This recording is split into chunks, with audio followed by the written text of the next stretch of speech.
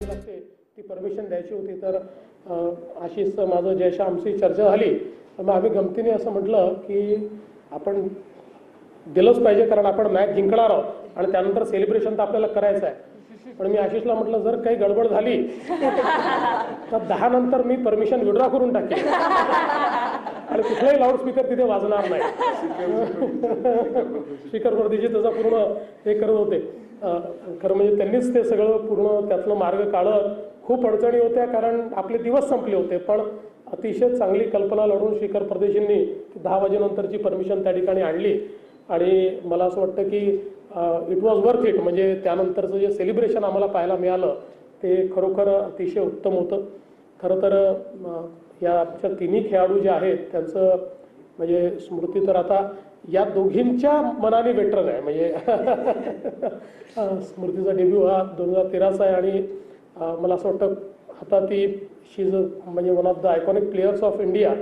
ज्या प्रकारे तिने वेगवेगळे रेकॉर्ड्स तयार केलेले आहेत आणि कमीत कमी बॉलमध्ये हाफ सेंचुरी करणं, T20चा रेकॉर्ड असेल, रन्स आता मला वाटतं लवकर 10,000पर्यंत स्मृती पोहोचेल. 9,000च्या पुढे चालली गेली आहे, त्याच्यामुळे ती लवकरच तिथपर्यंत जाईल.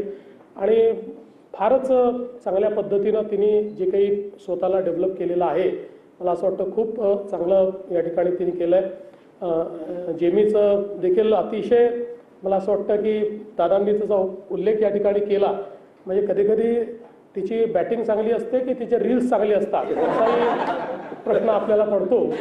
आणि म्हणजे ती मैदानात डबल एंटरटेनमेंट करत असते. मध्ये मध्ये जे म्युझिक वाजतं त्याच्यावर जिमी सगळ्या प्रेक्षकांना घेऊन ठेवत असते. त्यामुळे तिचं खरोखर मला असं वाटतं की आणि म्हणजे मला अनेक वेळा लक्षात येतं की ती स्मृतीला शिकवत असते की रील बनवताना कसा डान्स करायचा. तर तेही आम्ही बघतो, पण त्या फार एंटरटेनिंग आहे. आणि मला असं वाटतं राधाची स्टोरी तर खूप इन्स्पायरिंग स्टोरी आहे आणि we are very proud of you. शेवटी जे खेळाडू असतात किंवा ज्यांच्यामध्ये क्षमता असते ते कुठलीही परिस्थिती कशी असली तरी त्या परिस्थितीतनं ते मार्ग या ठिकाणी काढत असतात. आणि म्हणून मला असं वाटतं की तिने ज्या प्रकारे सगळ्या ऑड्समध्ये देखील आज इतका उत्तम परफॉर्मन्स दिला, एक भारताची उत्तम खेळाडू म्हणून तिने स्वतःला जे एस्टॅब्लिश केलं आहे तेही मला असं वाटतं आपल्या सगळ्यांकरता अतिशय महत्त्वाचं आहे.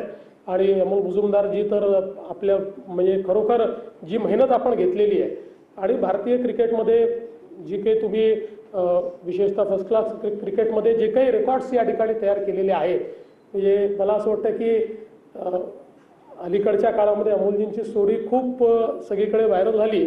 तर मी तुम्हाला आजच भाकीत करतो की येत्या काही दिवसात तुमच्या स्टोरीवर एक सिनेमा निश्चितपणे बनणार आहे. बिकॉज पर्सिव्हिअरन्स आणि पर्सिस्टन्स या दोन गोष्टी जर डिफाईन करायच्या असतील तर अमोल मुजुमदारांचं नाव आपल्याला डिफाईन करावं लागतं. आणि म्हणून मला असं वाटतं की आणि अर्थातच जसं सगळ्यांनी सांगितलं की सोबतचे सगळे वेगवेगळे कोचेस आहेत, मेसोस आहेत, सगळ्या वेगवेगळ्या डिपार्टमेंट जे लोक सांभाळत आहेत. मला असं वाटतं की आज प्रोफेशनल क्रिकेटमध्ये हा सगळा सपोर्ट असल्याशिवाय खेळाडू परफॉर्म करू शकत नाही. कारण शेवटी इतकी जास्त कॉम्पिटिशन आहे आणि फिजिकली मेंटली सगळ्या पद्धतीनं you have to be very very fit. आणि त्या दृष्टीने मला असं वाटतं की या सगळ्या विजयामध्ये जसा टीमचा, प्रशिक्षकांचा आणि सगळ्या स्टाफचा असा एक हा एक टीम इव्हेंट आहे की सगळे मिळून हा विजय त्या ठिकाणी घडवून आणतात. आणि म्हणून आपले सगळ्यांचं मी अतिशय मनापासून अभिनंदन करतो.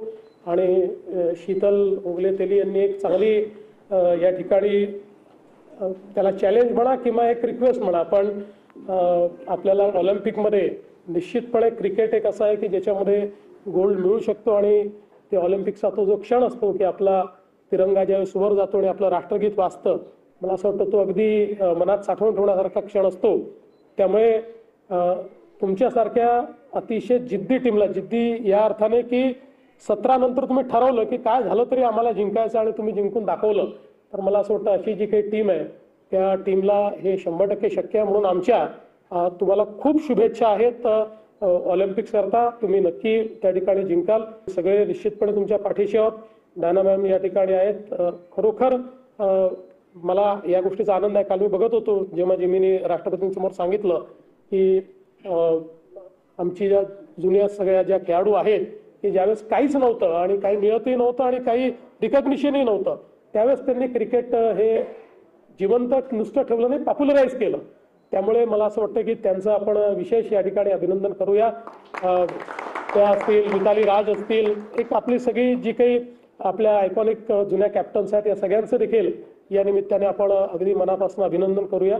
आणि आज खरोखर हा सोहळा घेत असताना तुम्ही आलात त्याबद्दल आम्ही तुमचे आभार मानतो, आम्ही तुमचं अभिनंदन करतो. कारण महाराष्ट्राकरता देखील हा इतका अभिनंदनाचा क्षण आहे, महाराष्ट्राकरता इतका आनंदाचा क्षण आहे आणि तो क्षण तुम्ही आम्हाला दिला असल्यामुळे तुमचं अतिशय मनापासून अभिनंदन. तुम्हाला खूप खूप शुभेच्छा. आणि तुमच्यापासून खूप मुली इन्स्पायर होतील आणि क्रिकेटला एक नवीन अशा प्रकारचं एक फ्रेश ब्लड तुम्ही अजून क्रिकेटमध्ये आणाल ही अपेक्षा व्यक्त करतो. तुमची अजून खूप कारकीर्द बाकी आहे, त्याच्यामुळे त्या पुढच्या कारकिर्दीकरताही तुम्हाला मनपूर्वक या ठिकाणी शुभेच्छा देतो. आणि अर्थातच स्मृतीला तिच्या पुढच्या भविष्याकरता देखील विशेष शुभेच्छा देतो. खूप खूप धन्यवाद. जय हिंद, जय महाराष्ट्र.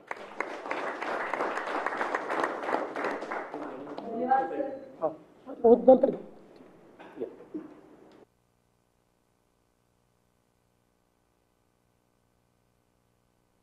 तर आपण हे दृश्य पाहतोय वर्ल्ड चॅम्पियन्स सोबत फडणवीसांचा हा संवाद सुरू आहे. उपमुख्यमंत्री अजित पवार, आशिष शेलार देखील या ठिकाणी उपस्थित आहेत आणि या खेळाडूंचं मुख्यमंत्र्यांनी अभिनंदन देखील केलेलं आहे आणि त्यांना पुढील त्यांच्या संपूर्ण प्रवासासाठी शुभेच्छा देखील दिलेल्या आहेत. संपूर्ण भारतीय संघात मनापासून अभिनंदन असं फडणवीसांनी म्हटलेलं आहे.